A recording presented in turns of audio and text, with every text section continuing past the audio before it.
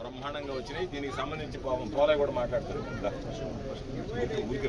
ఈరోజు ఒక్కసారి క్షేత్రస్థాయిలో ఇళ్లు పరిశీలించి చంద్రబాబు నాయుడు చేస్తున్నటువంటి అబద్ధం ఈరోజు చెప్పారు. పాపం మంచిది నాకు సంబంధించి నాకు తోచింది కాదు, ఇక్కడ ఉన్నటువంటి కార్యకర్తలే, వైఎస్ఆర్ కాంగ్రెస్ పార్టీ కార్యకర్తలే ఒక స్లోగన్ తీసుకొచ్చారు.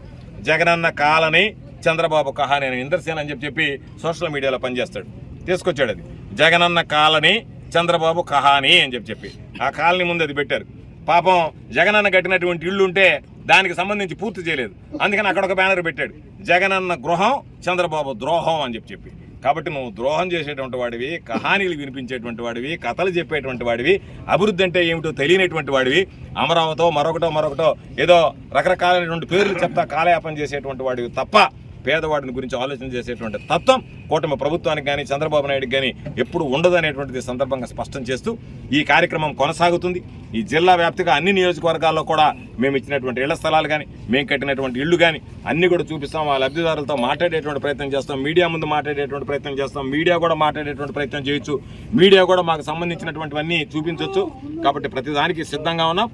ఎవరు ఎక్కడొచ్చినా సరే ప్రతి విషయంలో కూడా ఎక్కడా భయపడకుండా, ఎక్కడ అడుగు వెనక్కి వేయకుండా ఖచ్చితంగా ప్రజలకు సంబంధించినటువంటి ఇళ్ల నిర్మాణంలో మీ చేసేటువంటి తప్పుల్ని ఎత్తి చూపిస్తాం, జగనన్న చేసేటువంటి అభివృద్ధిని చూపిస్తాం, తప్పనిసరిగా అన్ని వర్గాల ప్రజలకు అండగా నిలుస్తామని చెప్పి ఈ సందర్భంగా తెలియజేస్తూ ఒక్క మాటతో ఇక్కడికి వచ్చేసినటువంటి పాపం స్థానిక నాయకులు, కార్యకర్తలు, ఇక్కడ ఉన్నటువంటి నివాస యోగ్యంగా ఇళ్లు మార్చుకున్నటువంటి ఇక్కడ ఉన్నటువంటి గృహస్థులు, అదేవిధంగా చాలామంది మీడియా మిత్రులు అందరూ కూడా ఈ కార్యక్రమంలో పాల్గొనడం జరిగింది. అందరికీ కూడా పేరు పేరున హృదయపూర్వకమైనటువంటి ధన్యవాదాలు తెలియజేస్తూ జగన్మోహన్ రెడ్డి గారు మరలా తిరిగి ముఖ్యమంత్రి రావాలని, ఈ ప్రాంతంలో ఉండేటువంటి ఇల్లు నిర్మించుకున్నటువంటి వాళ్ళందరూ ఆశలు ఆకాంక్షలు ఫలించాలని ఆ భగవంతుడు ఆశీస్సులు. ఈరోజు ఇంటిలో ప్రతి దగ్గర జగనన్న పుణ్యాన్ని మేము కట్టుకున్నాము అంటే జగన్మోహన్ రెడ్డి గారి జన్మకి అంతకన్నా ఏం అవసరం, జన్మ ధన్యమైనట్టు లెక్క. ఇంతమంది నిరుపేదలు అయా కళ్ళంబడి నీళ్లు తెచ్చుకుంటూ ఈరోజు వాళ్ళు భావోద్వేగానికి గురవుతూ మేము జగన్మోహన్ రెడ్డి గారి పుణ్యాన ఈ ఇళ్ళు కట్టుకోగలిగాము అంటే 5 సంవత్సరాలు ముఖ్యమంత్రిగా ఉన్నాడా, 5 రోజులు ముఖ్యమంత్రిగా ఉన్నాడా, 40 సంవత్సరాలు ముఖ్యమంత్రిగా ఉన్నాడా, చంద్రబాబు లాగా 20 సంవత్సరాలు ముఖ్యమంత్రిగా ఉన్నాడా, కాకిలాగా కలకాలం బతికేదానికన్నా హంసలాగా 6 నెలలు బ్రతకాలి అని చెప్పి కనీసం పూర్తి చేసేటువంటి అవకాశం వెసులుబాటుని పరిశీలిస్తే బాగుంటుంది అని చెప్పి ఈ సందర్భంగా నేను తెలియజేస్తున్నాను. ఇన్ని లేఅవుట్లు వేశాం, ఎంత బ్రహ్మాండమైనటువంటి స్థలాలు ఇచ్చాం. దాదాపుగా రాష్ట్రంలో 17,000 లేఅవుట్లు వేశాం.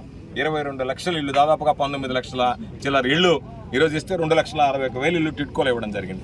22 లక్షల ఇళ్ళు ఇస్తే 9 లక్షల ఇళ్ళు పూర్తయ్యాయి.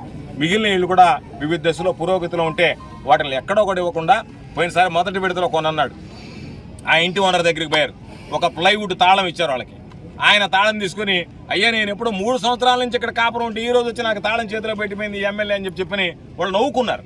ఆ తర్వాత మీడియాతో చెప్పారు, నేను ఈ ఇంట్లో ఆల్రెడీ ఉన్నాను, నేను ఇంట్లో ఉంటే నివసిస్తా ఉంటే ఈ రోజు వచ్చి నాకు ఇల్లు చాలా లెక్కలో రాసినట్టుకుంటారు. చంద్రబాబు నాయుడు కట్టించిన ఇంటి లెక్కలో నాకు జగన్మోహన్ రెడ్డి గారు కట్టించినప్పుడు జగన్మోహన్ రెడ్డి గారి ప్రభుత్వంలోనే ఆ ఇంట్లో చేరి నేను ఆ ఇంట్లో సంసారం చేస్తుంటే కాపురం ఉంటే ఈరోజు కొత్తగా చెప్తున్నారని చెప్పిన మాటలు మాట్లాడారు. ఈరోజు 17,000 లేఅవుట్లు వేసి ఈరోజు దాదాపుగా ఒక్కసారి చూస్తే 1,00,000 ఎకరాలు ఇళ్ల స్థలాలకి ఏ ముఖ్యమంత్రి ఈ భారతదేశంలో ఇచ్చాడో చెప్పనండి.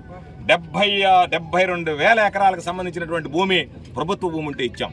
26,000 ఎకరాలు ప్రభుత్వ భూమి లేని దగ్గర పేదలకు అవసరమైన దగ్గర కొనుగోలు చేసి ఇచ్చాం. నెల్లూరు జిల్లాలో ఇచ్చాం, రాష్ట్రంలో ఇచ్చాం, సర్వేపల్లి నియోజకవర్గంలో ఇచ్చాం.